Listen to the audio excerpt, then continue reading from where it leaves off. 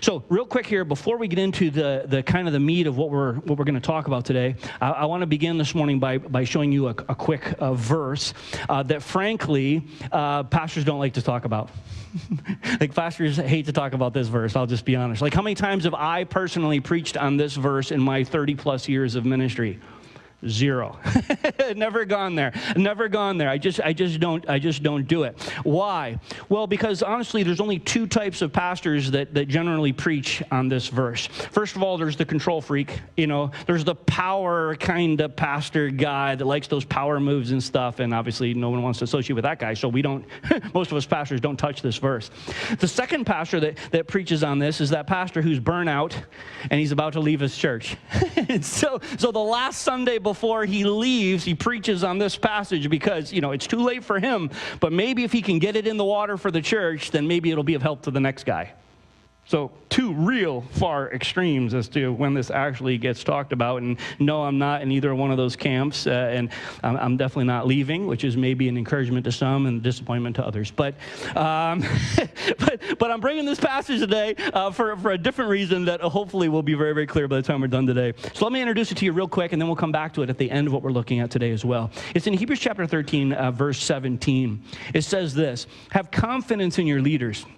Talking specifically about pastors. "Have confidence in your leaders and submit to their authority." You can see why the control freak, power move pastors love this verse, right? And you can see then why the rest of us tend to avoid it like the plague, unless it's our last Sunday at church, right? But check out the why as to what is said here. Have confidence in your leaders and submit to their authority. Why? In a command, it tells us actually 3 reasons. First, it says, because they keep watch over you as those who must give an account. Right, think about that. And for some of us, we've never really considered that before.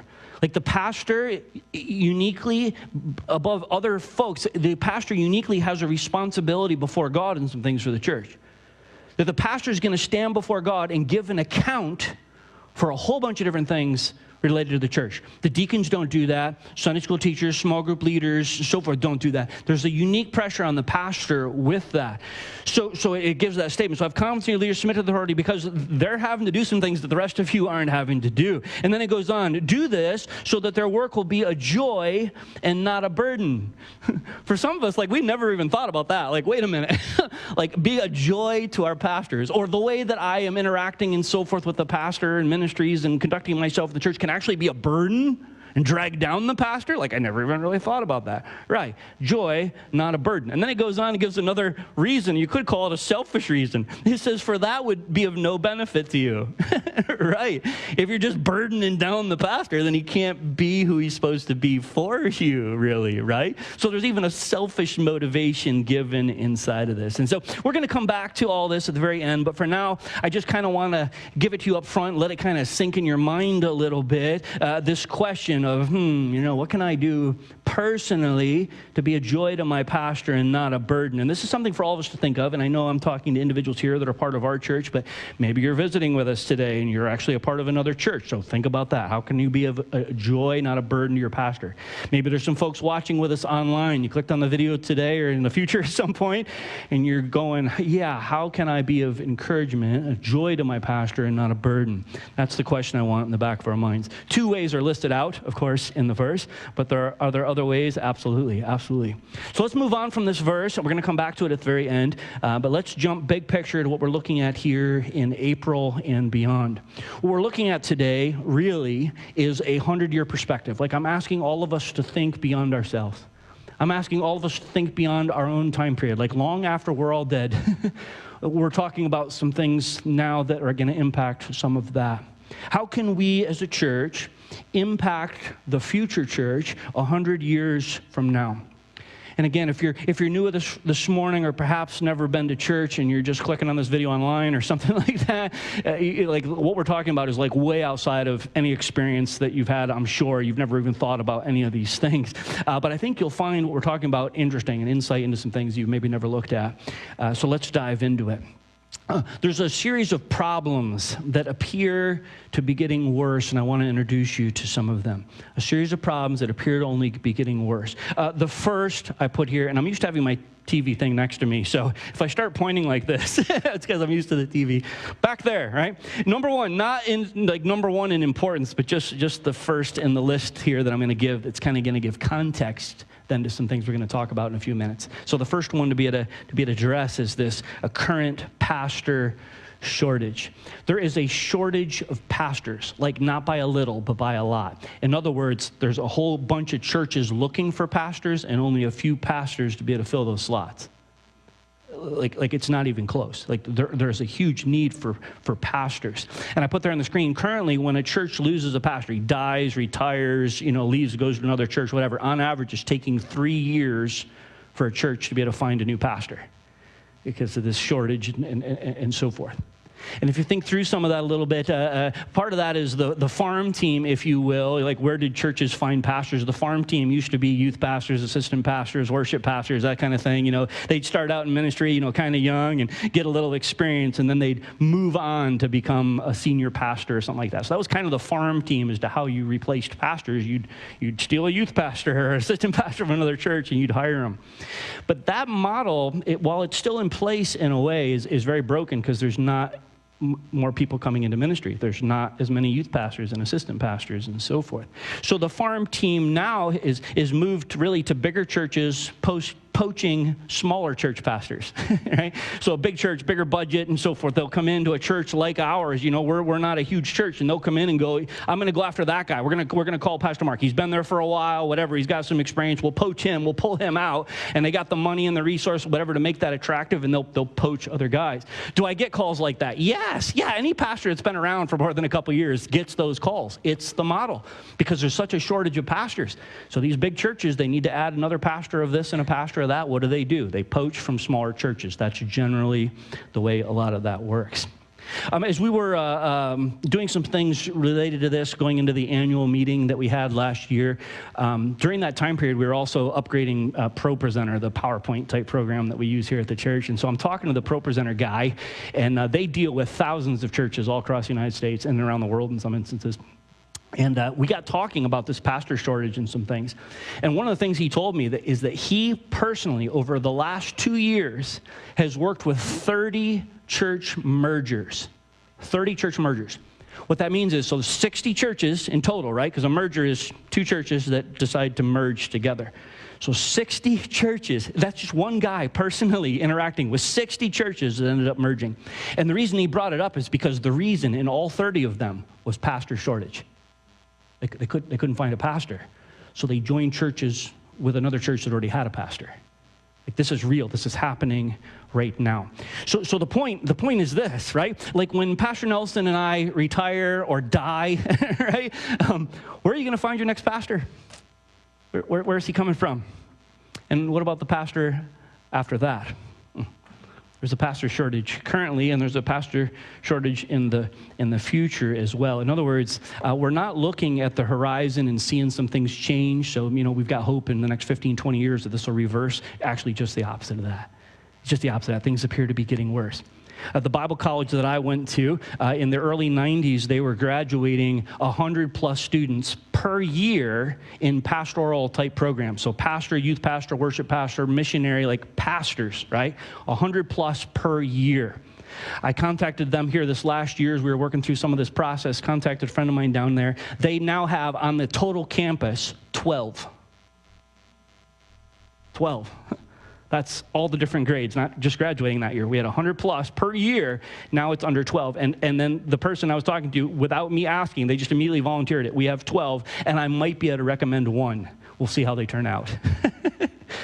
This does not bode well for the future. I contacted again, talking to a friend of mine down there here this year, and he says the number is now 8 students on that campus. So we go from graduating 100+ a year to now 8 on the total campus. Pre-COVID, Bible colleges, seminaries are struggling. A whole bunch of them shut down. Coming off of COVID, there's general things going on in academia. There's other schools that have shut down as well, right? But Bible colleges with fewer and fewer students coming into them, they're diminishing where they can't do what they do. They can't afford staff and maintaining buildings and so forth, and they've closed.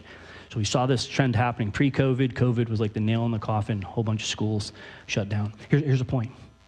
When Pastor Nelson and I die or retire, where are you going to find the next pastor?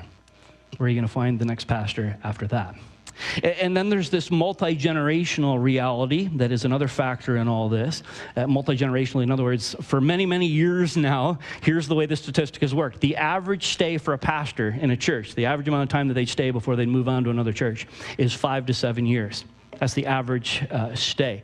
Now, that number is a bit skewed because you've got guys like me. I've been here for over 20 years, so I totally messed up the metric, right? And it's also skewed by those that come into a church and they quickly leave within a year, and they're gone. You think that doesn't happen. Actually, it does. A pastor will come in, and it's immediately like, this was the wrong fit. This doesn't work. The pastor can see it, or maybe the church is like, nope, we hired the wrong guy. This doesn't work. And so real quickly, the person moves on. In our church's history, we've only got one guy that has left in less than a year, about that time period, and only one guy that stayed longer than 20 years, me. Actually, it's kind of interesting to be able to look at. If you look at the different names, here's the lengths of times that they stayed and so forth. And again, the average is 5 to 7 years, and you'll see that's pretty much what our church has had in our history, with few exceptions. When I came here, there was one pastor in particular that everybody loved, everybody talked about, and he'd been here a long time. Everybody absolutely loved him. So, of course, young guy coming in like me, I'm like, this is the man. I want to be like this guy when I grow up, right? And I want to have a long-term ministry like this guy and so forth, and really look up to this guy. I still do. But does anybody that's been around our church for a long time, do you know that name? Can you throw it out? Nope. Close. Nope. Actually, Sparzak's on there. Sparzak's on there. He was only here 6 years, actually. Pastor Saucer. Pastor Saucer was here for 9.5 years, and you might think that's the second longest next to me, but actually he's the third longest next to me. You'll never guess who the second longest is. The second longest in our entire church's history, Pastor Nelson.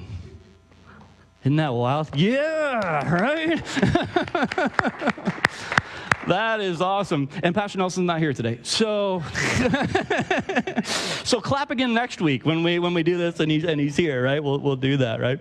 And if you're doing the math, in 2.5 years, because Pastor Nelson and I are serving concurrently, in 2.5 years, you total up how many years we've been pastoring here at this church. In 2.5 years, us together, we will have pastored here longer than all the other pastors in our church history combined. It's a unique thing, and we get to do it together. It's been a privilege to be able to serve together. So you're looking at all of this. The average then is 8.23 years total. If you take out the extremes, it's 631 years. So that average stay, even in our own church history, it kind of adds up with what we're talking about here. So the next question to be asked then is why do pastors leave in the first place? And there's really 3 reasons for that, and a lot could be said under each of these. And if you're a pastor watching with us online, I'm taking some liberties here, pulling some things together here, so give me some grace. I'm trying to help people that aren't pastors understand what we're talking about. But there's 3 real reasons you can put a lot of things underneath these 3 headings. The first is what we mentioned a moment ago, where they see a wrong fit pretty quickly. Like, this is, nope, bad fit. I should not be here, right? Or the church themselves recognize that, just wrong fit. Second major reason people leave is because of burnout. Just plain burnout. They're just exhausted. They have been through the mill. The church can be brutal sometimes, and they just burn out. The number 1 reason that pastors leave is because of conflict that results in burnout as well. And by conflict, I mean like a lot of interpersonal kinds of drama kind of stuff. Where there's just conflict. And those things never occur. In my experience, I know hundreds, if not thousands of pastors. I don't know one pastor that's ever had a big issue over some theological doctrine. It's always over like the color of the carpet, or, is a bass guitar sinful or not? It's not, right? Our bass player sitting over here, right? It's that kind of thing. And people get all up in arms over this stuff, right? And so and what people don't realize is there's this guy over here, and he's like, wanting this, and there's this guy over here, and so as a pastor, you're like, and if I go right down the middle, then both these guys are mad and create all this drama in the church, or both of them leave. If I'm like, no, I think the Lord wants us to go this way, well, then that guy, hates me and blah, blah, blah, and creates all this division in the church, or they up and leave. Like, You can't win. And so the pastor's just like twitching after a little while. And so then they end up saying phrases like it's on the screen. Well, I feel God's calling me to another church. And these are the kind ways pastors say it, but the truth is they're just hurting. Often all of this is referred to in pastor circles as the 7-year itch. Here's what you hear pastors say. They say things like, God is calling me, but you also hear them say phrases like this. I've taken this church as far as I can take it. Oh, pastors, I love you, but hear what we're saying there, pastors, right? No, this is God's church. As far as He's taken it, not you. Maybe you've come to a plateau in a place where you need to grow some more, but guess what? God can still grow you. God can still move you forward, just like He can continue to move this church forward. No, it's not that you've taken the church as far as you can. God still has more planned for His church. It's His church. It's not really the 7-year itch. What it is the fact that pastors are people. Pastors are people, and they hurt like everyone else. They just never really have an opportunity to recover because the grind of ministry just keeps going, which then simply leads to more and more of the same things. Because think about it, if you're burnt in a church, you're not in a healthy place spiritually, so you go to leave just to be able to get some kind of a break. You go and you take another church. The church you just left has to go through 3 years to find another pastor, so you just created that debacle. And the church that you just walked into, are you really able to step in a healthy way and be able to lead and minister to people? No, you're still twitching from the last place you just left. So now instead of going 7 years, you last maybe 5 years. And then that pattern repeats itself over and over again as leave. Like leave, that's the only answer, is just to be able to leave. That's the only answer a lot of pastors have found. The only relief from the 7-year cycle. And you can read in pastor books and different things on this. People have framed it in slightly different ways, but I'm going to list it out this way. The 7-year cycle for pastors. First year is generally referred to as the honeymoon period. Everything's good. Church was a lot of pastors for 3 years. Now they finally have a pastor. Like, unless you are a complete idiot, year 1 is awesome, right? like year 1, everybody loves you. We finally have a pastor. He does a couple weird things, but generally, great guy. This is awesome. We love this guy, right? We finally have a pastor. This is awesome. You go through the honeymoon. And then year 2 to 3, it's like, well, wait a minute, like this guy's like human. Like he's kind of weird in some stuff, and he laughs funny, and he doesn't this and he doesn't that, and we thought we were hiring God in a bod. That's what we thought, but he's not that, and he's flawed, and he's sinful, and he does all this stuff, and so year 2 to 3, it's like disillusion. Like, well, what do we do with that? By the time we get to year 4 and 5, there's usually running into some kind of problem in the church, some kind of division. Again, where this person and this person, it's like, which way do I go? I go down the middle. They both mad at me. They both cause division. They both leave. I go this way. All this kind of stuff. You can't win. Again, I've never seen this as a doctrinal issue. It's always the color of carpet we're going to buy. It's always the bass guitar. It's always, no offense. It's not, it's just music in general, right? Those kind of things, right? And so what do? By year 5 to 7, they hit the road. I'm out. They're tired. They're burnt out as the honeymoon is long over. And there's all sorts of stuff now impacting them, not only in the church, but personally. Like, this guy was a friend. I love these people. Invested years in these people, and they get mad, and they just, and that weighs down. So we bail. Pastors leave just to find some kind of, rest in this. And there's this itch for greener pastures, so to speak, right? Where at least for a few years, maybe at least the honeymoon period, people will love them and not be so ornery with them. So they hit the road, they hot foot, they hightail, they hasten away, they hygira. You familiar with that word? It's a medieval Latin word meaning a journey undertaken to escape from a dangerous and undesirable situation. To which every pastor that's going to watch this video is going to go, amen. Yeah, I get that. That's why I left the church and took a new church. Yeah, absolutely. So why do pastors leave? Oftentimes, it's out of sheer exhaustion and heartache. That's why they leave. Being a pastor is hard. There's huge blessings for sure, but being a pastor is way harder than most people realize.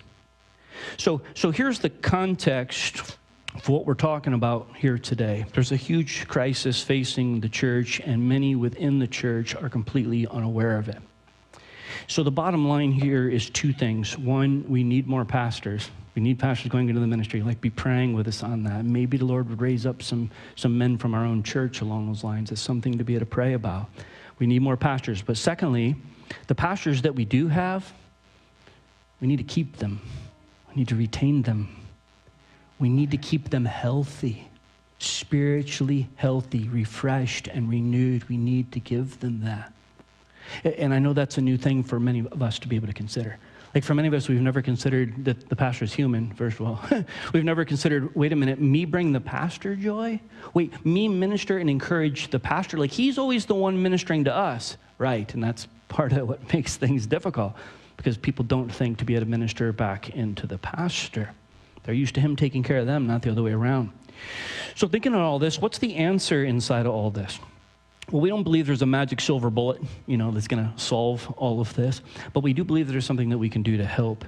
And no, we can't solve things for every church out there or whatever, but we believe there's at least something that we can do as a church to at least be a part of this for at least our church, looking out at the 100-year picture and asking ourselves, what can we do? We believe that there's something that we can do. What is that? It's sabbatical. Sabbatical. Now, for some of you, this is a brand new word. You're like, well, what does this word even mean? Well, in simple terms, it means a break, a break from one's normal work. If you've heard of sabbatical before, you've probably heard of it in the context of academia, right? You might hear of a professor or something that takes a sabbatical. Usually what that means is they're going away for 6 months or a year to be able to write a book or something like that, right? So they're not doing their normal job. They're taking the time off to be able to do X, Y, and Z. But if you do some Googling on this or run some YouTube searches, you'll quickly discover that there's actually a whole bunch of like TED Talks. If you're in the business world, you're familiar with TED Talks. There's actually a whole bunch of TED Talks on this, on sabbaticals, because businesses are recognizing there's a need for sabbaticals, particularly in larger corporations where there's certain job positions that have a lot of stress on them. It requires a high degree of skill and so forth to do that job, and so there's only so many people that can do that, so people want to poach those people from one company all the time, to be able to take them and so forth. So those high-stress jobs, companies are looking at that and going, we need to keep this guy. We need to retain him. There's a shortage of these people, so we need to keep them, and we need to keep them healthy.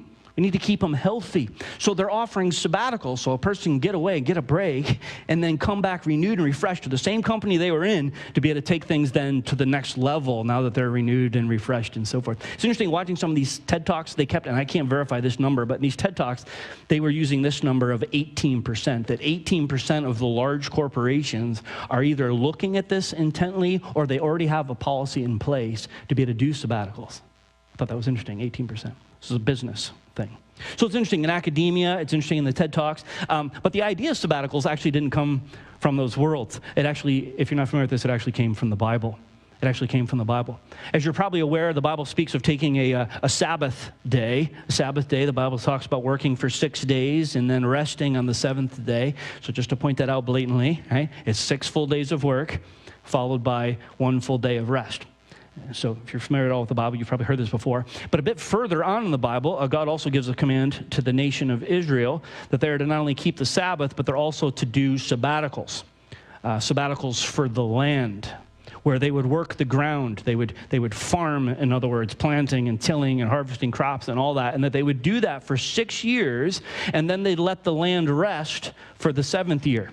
And it's an interesting command because there's layers to this with what God is doing. There's practical stuff, of course, attached to this, like the land, obviously, first of all, gets a rest. And even today in the science of farming and so forth acknowledges the need for land to rest, and they rotate crops, and they do all these different things to be able to take care of the land. Like, that's a thing, right? That's a thing. But even outside of that, in the Bible, going along with this, the land wasn't to be farmed. So what did that mean? That meant that the farmers, the people generally doing that kind of work, which is the majority of people, right? That meant that they got a break from that work for a whole year. And another layer, whatever would grow, the Bible specifically says this, whatever grows, you're just letting the land go, but whatever grows during that time, you're supposed to just leave there, and the poor people were able to come in then and to be able to harvest from that, to be able to store that food, eat that food, and so forth. So God working at multiple levels, what he's doing with that, it's kind of interesting to be able to look at, to be able to study. We've got a handout that's in the back on the foyer table. There's actually several handouts that will go along with some of this today, so I encourage you to grab one of those if you got more questions, want to look into that a little bit more. So the point is, that's where the idea of sabbatical came from. A year is rare today, and doing a sabbatical more typically is 4 to 6 months. And so we're looking at that. And so first question like people have is, we're looking at this is, so wait, Pastor, you going on a sabbatical? Is that what you're saying? Yeah, we're actually working on that, and I want to say something right up front with this. Like, first of all, I'm fine. Thanks for asking. Because we're looking at all these statistics and the different things. You're going, wait, are you okay? Or is there something going on, some crisis or whatever? No, I'm fine. I'm not scrambling for a sabbatical because I'm stressed or needing a break. I'm fine. I'm grateful for the concern, but I'm fine. There's a specific reason that we're talking about this today, and we'll get to that here in a second. But I'm fine. But think about this in terms of years and so forth. If there's a sabbatical every 7 years, I've been here for over 20 years, so I've missed 2 sabbaticals, and I just passed my 3rd, and I was in a past church before this for 7 years, so I've actually missed 4 sabbaticals if you're trying to do this kind of thing, right? That's the way it works. But I'm fine. I really am honestly inside of it. But I do know a lot of pastors that are struggling really, really hard right now. I talked about this at the annual meeting, but a pastor friend of mine, the COVID time period almost sunk him. It almost sunk him. And he's not alone. Many pastors dropped out of ministry entirely. They didn't just leave church. They stopped being a pastor. That time period was very, very tough. If you think through that time period, all the political pressures on pastors, the social justice issues being pressed on pastors, mask mandates, like all these different things. Like, again, this guy wanted one thing, this guy wanted another. No matter who I go with, they're mad at me. If I go down the middle, then they're both mad at me. It can't win. And that's what my pastor friend was going through. He actually entered into severe depression. I couldn't get out of bed in the morning, like kind of depression. And ended up taking 2 months to work intensely with a counselor. Like, he just could not function.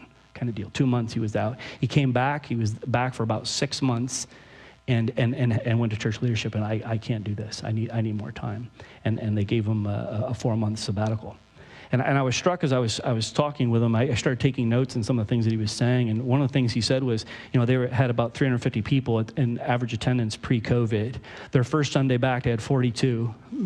Like, I remember that when we first came back from COVID, there was only a handful of people in the room. That's tough. And now they're averaging 220 people. So a dramatic drop from where they were. So not just a dramatic drop, but there's also this shift. Now a regular attender. Like, this is a person that is a part of the church. We love this church. This is our church. Those people, the average core people in the church, are now attending less than 2 times a month. So 1 point something Sundays a month is the regular attender nowadays. So severe number drop and so forth, pre-COVID to post-COVID. All this has been hard on pastors, and we love people and do everything we can to serve and want God's best for people and so forth. But the part of this that really messed with my pastor friend, one of many things, was this, and he told me this. I'm going to put it on the screen here in a second, but he told me this, like, voice cracking, almost ready to cry kind of a deal. He told me this. He goes, but here's the thing. People left us at our lowest. And he couldn't get over that. Like, this is the greatest thing facing the church in a long time, as far as all the COVID stuff and all the political that was happening, all this whatever. And in that, instead of joy, there was burden for pastors. This guy wasn't happy, and all these people weren't happy either. Like, everyone was upset. It was impossible. And in the middle of this, they just left. And I get that. I had really good friends of mine, people I would consider not only friends, but family. They not only left during COVID, but they haven't talked to me since. All contact severed, as if the relationship never existed in the first place. That's hard. And I know COVID was unique and hopefully a once-in-a-lifetime experience for all of us, but for pastors, it's an all-too-common experience. Because our job isn't our job. It's our calling. It's our life. It's who we are before the Lord. A calling to people, to love them, to invest in them, pouring ourselves out for them and teaching and preaching and serving, and then to have people just leave and sever those kind of things so quickly. Brandon Cox, he put it this way. He said, I recently read that most people will lose between 5 to 7 significant relationships over the course of their entire lifetime. That's what most people have to deal with. He said, but pastors lose 5 to 7 significant relationships per year. I don't know if that number quite holds for me, but it is significant like that. He's not wrong. So if you think with me about everything that's on the screen, imagine if a pastor hits year 4 or 5 and he knows he has a break on the horizon. He knows he has a sabbatical coming up. He knows that, yes, what he's going through is a big deal. Like there's a big deal thing, and people are mad or whatever, and he's been through the mill, he's been beat up a little bit and so forth. Friends have left the church. Like, he's been through all that. But he also understands that if he just up and leaves, then he simply starts the process all over again. That's all he does. He starts the process all over again. He hasn't learned to be able to work through tough and work through those situations. And the bullies, if there's bullies, because that happens in churches, if there's bullies left in place and so forth, they're just going to pull the same stunt with the next pastor. So all he does is leave a mess to the next guy. So imagine if a pastor has a sabbatical coming up at year 7, a time where instead of starting over at a new church, knowing it's the same rat race all over again, what if he had an upcoming sabbatical where he could pause from all of his normal pastor duties and just rest?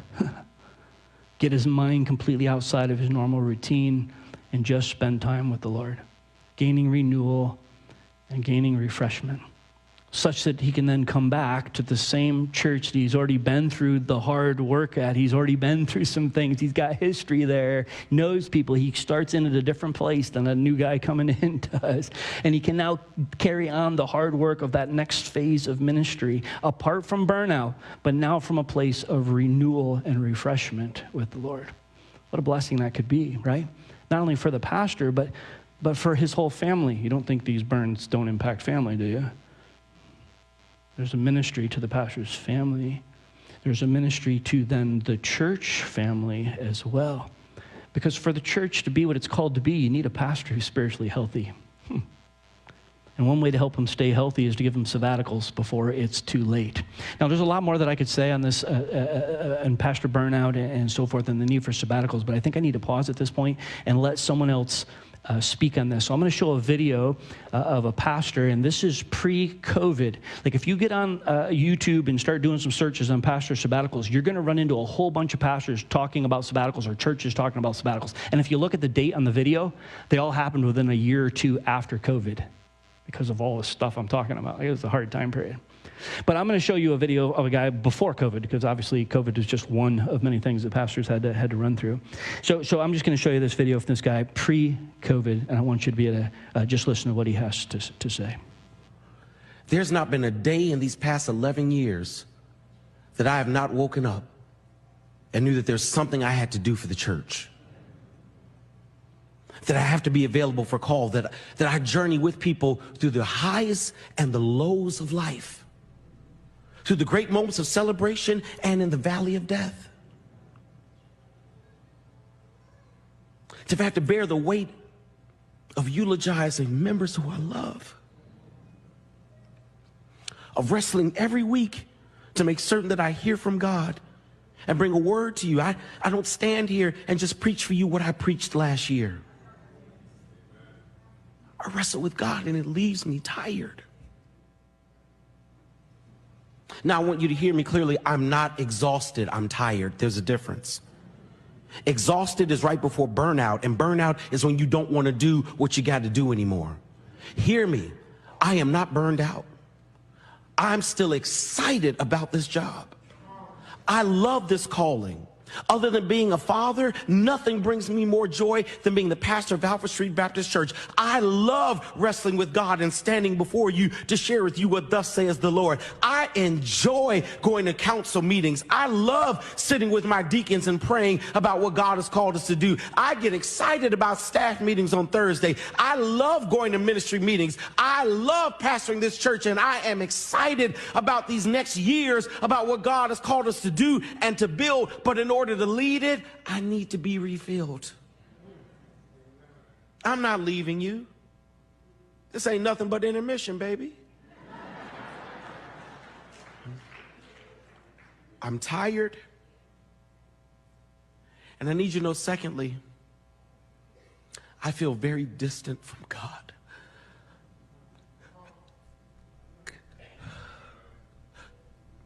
One of the greatest mistakes of pastoring is to think that because you work for God, you're close to God. That you allow your work to be mixed with your worship. And I feel so distant from God.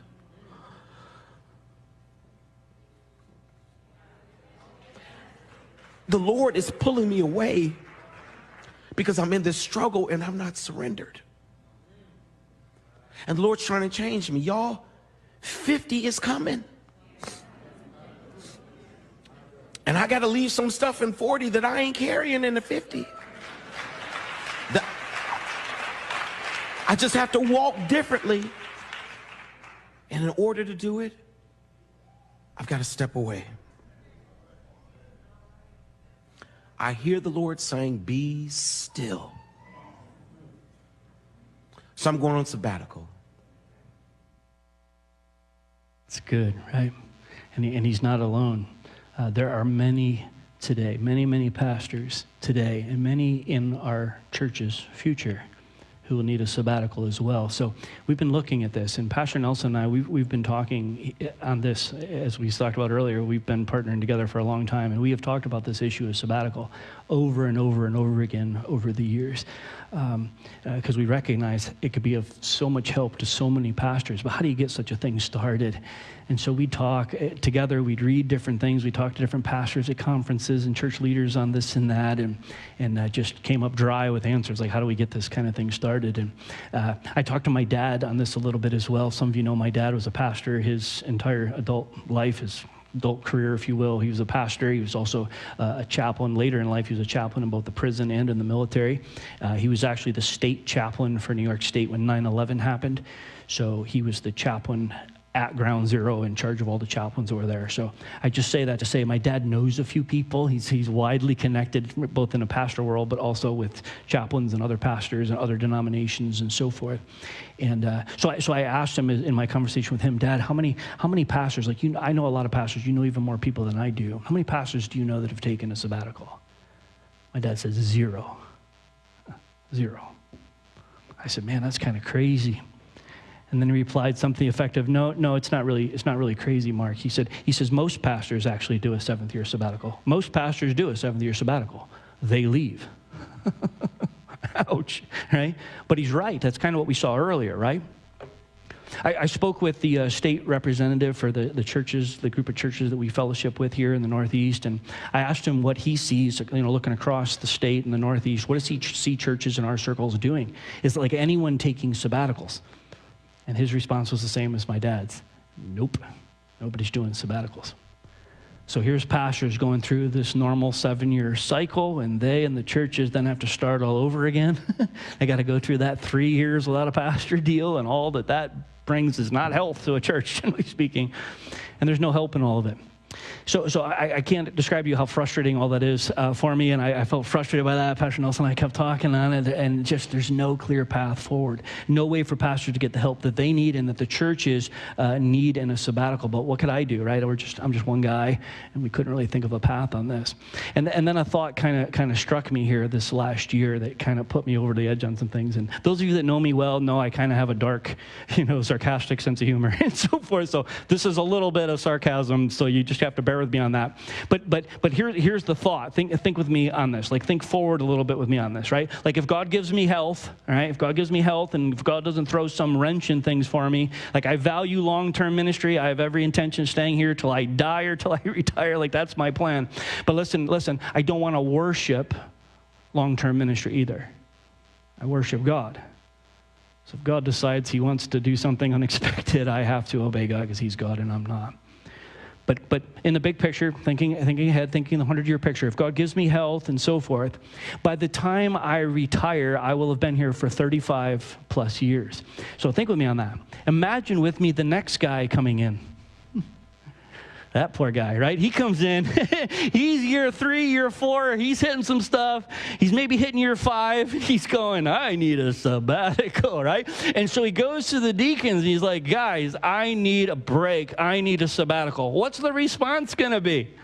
Seriously? The last guy was here for 35 years without a break. What are you talking about, right? You just started, buddy, right? Grow up a little bit, right? 35 years versus 5. You're kidding me, right? Like, that's the response. That makes sense. And I laughed just like some of you did. I laughed at the thought. But then I was also deeply struck by it, like, at the same time. Like, think about this from my perspective.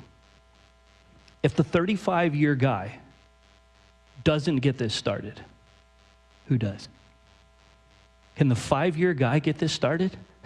That's going to be really hard. Like, he literally just got here. He doesn't have any trust, any of the equity, any of the whatever, like, that a person has that's been around for a while. The 5-year guy can't get it started. It almost has to be the long-term guy. So imagine with me, if you will, imagine what we're doing here, right? I go on a sabbatical here this summer, and then in 7 years, I do another one, and then I retire X number of years after that. So when I retire, the new guy then comes in, and sabbaticals are already well established as a part of the culture of the church. It's just what we do. It's part of the compensation package, if you will. We do sabbaticals every 7 years, right? The last guy, he's already done that twice. New guy comes in, yep, year 7. Like, everybody knows that. It's just part of the culture of what we do as a church. That's the 100-year picture, and that's what we're looking to start this summer, is that we want to change the culture of the church. Or, coming back to where we started this morning, have confidence in your leaders, submit to their authority because they keep watch over you. Do this so their work will not be a burden, for that would be of no benefit to you. We want to think long-term about the future pastors of this church, and we want to establish a culture of health for them so that their work will be a joy and not a burden, because ultimately, keeping pastors healthy will help keep each of us healthy. So, quick question. Do we want to be healthy as a church? Do we want to be healthy spiritually as individuals? If so, then we need to do what we can to keep any and all of our future pastors spiritually healthy. So, for those of you that are members of our church, you're at the annual meeting and so forth, where we've talked about some of these things. You've maybe heard some of this already, but for the rest of us, real quick, here's the basics of how this is going to work. I'm going to be gone for 4 months. What months? May, June, July, and August. If you've done any reading on sabbatical stuff at all, in academia, it's generally 6 months to a year or something like that. But the general recommendation is at least 4 months. Just it takes that long to be able to disconnect and so forth. And so we've settled on 4 months as well because it's just super practical. There's a number of reasons. One of them is it's just super practical. Those 4 summer months, we're kind of winding down with ministries. There's not new ministry starting up. A lot of our ministries are shut down in July and August already and so forth. Like, it's just a good time on the calendar to be able to do things.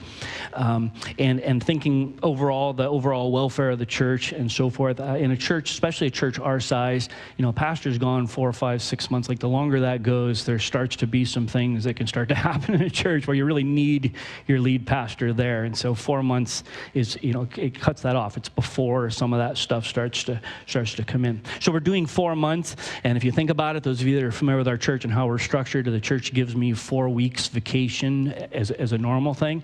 So I've got a month, if you will. So this is adding 3 to that. It's not 4 in addition to, it's 4 total.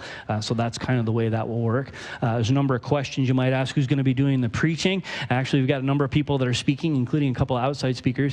And we're actually going to be, in the series that we're doing here this month, we're going to be talking about some of this in that. So I don't want to cut some of that off, other than to be able to say that I am super excited about this for you and for the individuals that are speaking. And I'm very tempted to jump ahead and talk on that right now, but I can't. We're going to save that for a future week here in this series. But I'm super excited about that. And I keep telling people, like, I'm more excited over this and some others preaching and what God is doing through that than I am about the break that I'm going to get. And I know I haven't gone on the sabbatical yet, so I should probably, save that. Maybe that's not true when we get done, right? Maybe. But I'm like super excited about this, and I can't wait to be able to share it with you here as we continue on in this series here this month, talking and all this.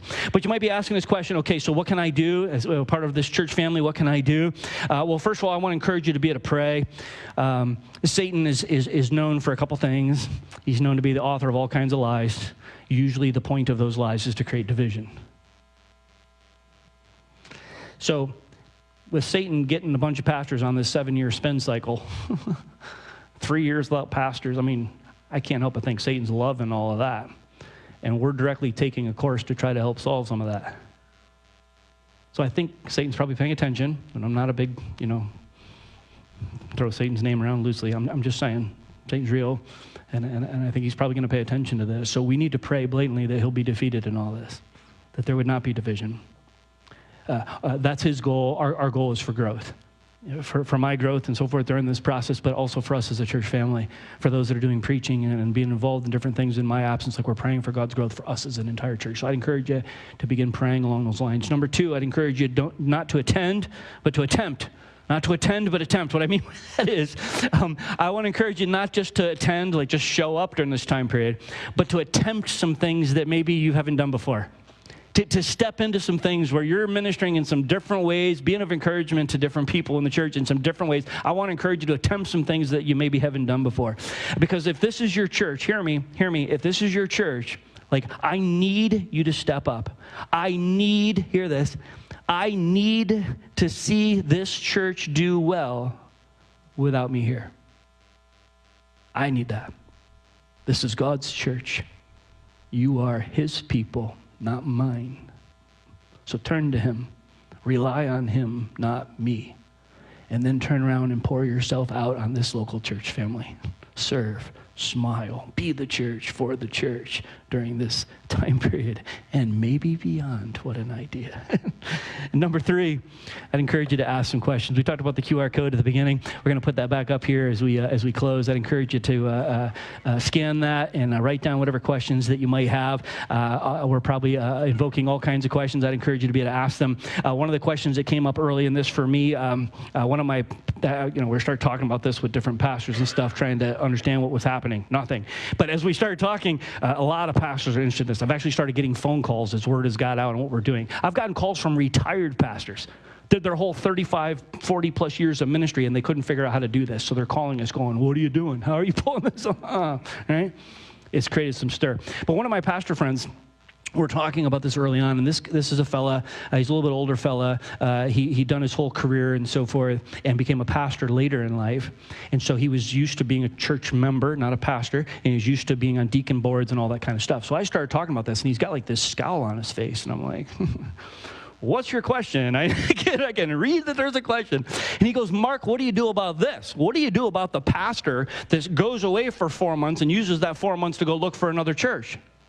I'm like, that blew me away, right? I mean, that's so messed up, right? That's so unethical on all kinds of different levels. So outside of all the things that we're looking at, I'm like, I would have never thought of that. That's a great question. Thank you for asking that. So I started doing a little research on that, and the basic answer to that is a payback system of sorts, where you're saying, if I'm going to go on a sabbatical, I'm telling the church family, I'm going to be here for at least the next 2 years.